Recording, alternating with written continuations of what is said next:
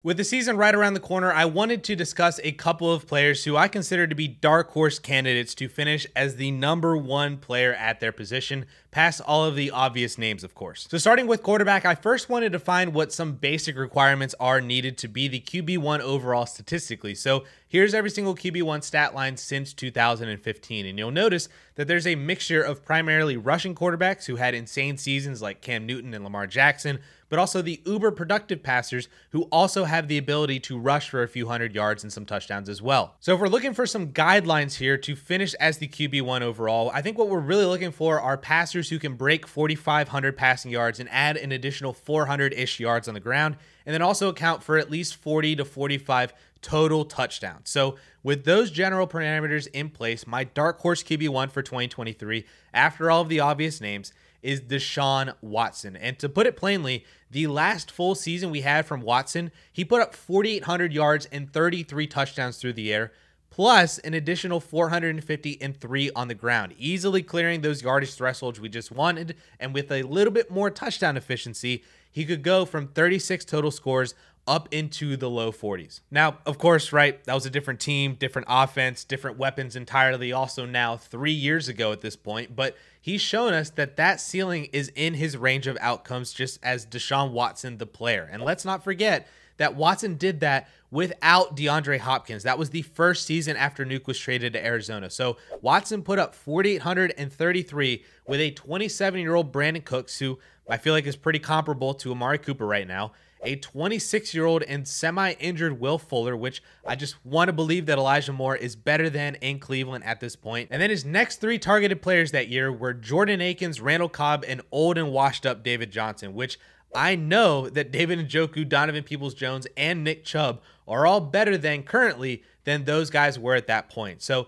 you give Watson better weapons on a better offense and a better team just entirely that's not going to finish 4-12 with Bill O'Brien as their head coach. You give him a way more talented and supportive rushing attack than the combination of old and washed David Johnson and Duke Johnson, and we have some serious potential here for a hyper-productive season from Deshaun Watson. Not to mention that in his 6 games played last year, Watson maintained his rushing numbers, pacing for 500 yards and 3 touchdowns over an entire 17-game season, plus his 3 scrambles for 20 yards in his lone preseason performance this year, and it's all right there for Deshaun Watson. The only thing we need him to do is just return to Houston Texans form, and if he does that, he could have a career year in 2023 and just might have a shot at finishing as the QB1 overall this year. So now let's turn our attention to the running back position. And again, here's every single RB1 stat line since 2015, just monster seasons from everybody on this list. And I think we really only need to look at 2 things here: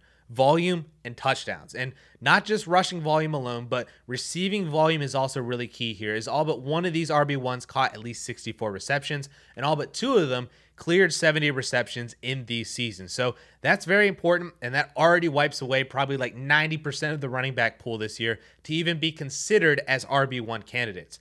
The second is touchdowns, with all but one of them scoring at least 15 times and most of them scoring over 18, if not even also crossing the 20 touchdown threshold. So really what we're looking for are running backs who can see 300 plus touches, with at least 60, if not 70 of those touches being receptions, totaling at least 1,600 yards, if not more ideally closer to 2,000, and scoring 15 or more touchdowns, if not, again, ideally closer to like 20. So with that in mind, my dark horse RB1 candidate for 2023 is Tony Pollard. Now, this is probably the chalkiest name that I have in this entire video, but honestly, this just speaks to how restricting it is for running backs to have an RB1 ceiling in today's NFL, because like I said before, basically 90% of all running backs in the league right now won't even sniff the volume necessary to reach this level of production. Then once you wipe away like the Bijans and CMCs and Austin Ecklers of the world, Tony Pollard is sitting right there with a phenomenal opportunity to compete for RB1 overall in 2023. I mean, we're talking about an uber talented running back who just last season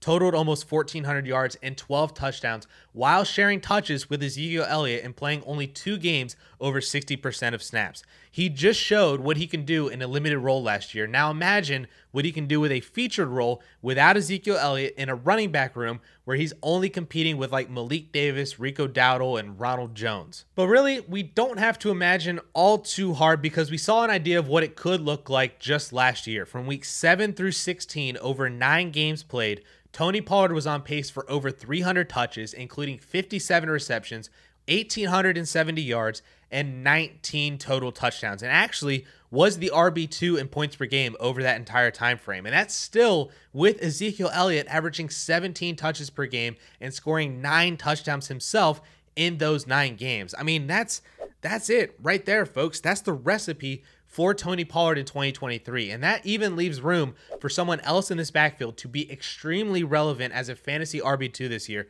as like this year's Jamal Williams, essentially. I honestly could not be higher on Tony Pollard this season and would not at all be shocked if he finished as the RB1 overall in 2023. All right, stepping over to the wide receiver position. Here are the wide receiver ones since 2015, and the formula here is pretty simple. It's target hogs who catch more than 100 passes, break 1,400 or 1,500 yards, and score double-digit touchdowns. These guys are dogs. They're alphas. They're whatever you want to call them. That's just the formula for success for a wide receiver one overall. And my dark horse candidate for 2023 is a second-year wide receiver, but it's probably not the one that you just thought of. It's actually Chris Olave. And like Tony Pollard, we saw glimpses of what's to come for Chris Olave already as a rookie. He missed a couple of games last year, but his 17-game pace was 135 targets, over 80 receptions, almost 1,200 yards, and 5 touchdowns, which we would normally consider to be an unbelievable rookie season if we hadn't been spoiled by like Justin Jefferson and Jamar Chase doing what they do as rookies. But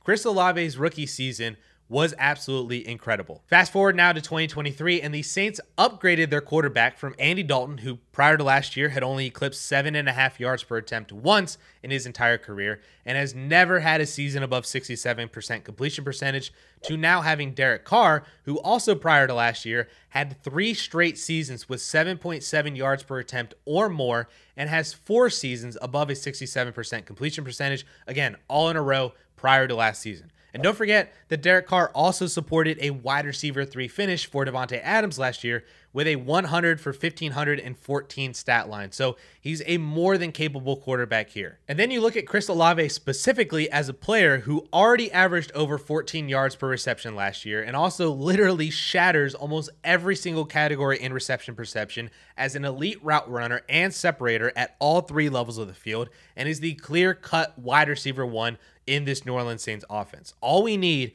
is for Chris Olave to be targeted like 2 more times a game, and his ceiling is just through the roof. And then if you use just his efficiency numbers from just last year as a rookie, but give him 160 targets, his stat line becomes 97 receptions for 1,400 yards and 5 touchdowns, which would have been good for wide receiver 7 overall last year. And again, that's just using his numbers last year with Andy Dalton as a rookie wide receiver, not taking into account any personal improvement from year 1 to year 2, nor any improvement from more accurate passes from a better quarterback or just a better offense in general with higher touchdown potential. None of that is accounted into those numbers. And again, that's 160 targets, just a 1.5 target per game increase than what he had last year as a rookie. If he gets to 170 or even 180 targets like Davante Adams had last year, then it's game over for Chris Olave. That almost guarantees him a top 3 finish just right there. So seriously, you guys need to be in on Chris Olave this year in 2023. And then finally, we get to the tight end position, and here's every single tight end one since 2015. And I think you guys will notice a pattern here that we didn't really see with the other positions, because the only real way to finish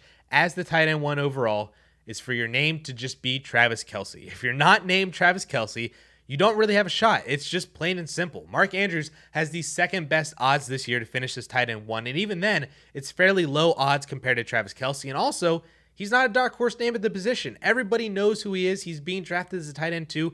I'm not going to count him as a dark horse name here for this segment. So no, I'm just not going to give you a dark horse tight end 1 because it's just not possible for anybody else. But hey, if you're looking for some more players to buy or draft before the 2023 season, I have 6 of my favorite players that I'm targeting for 2023 that you can watch in this video right up here.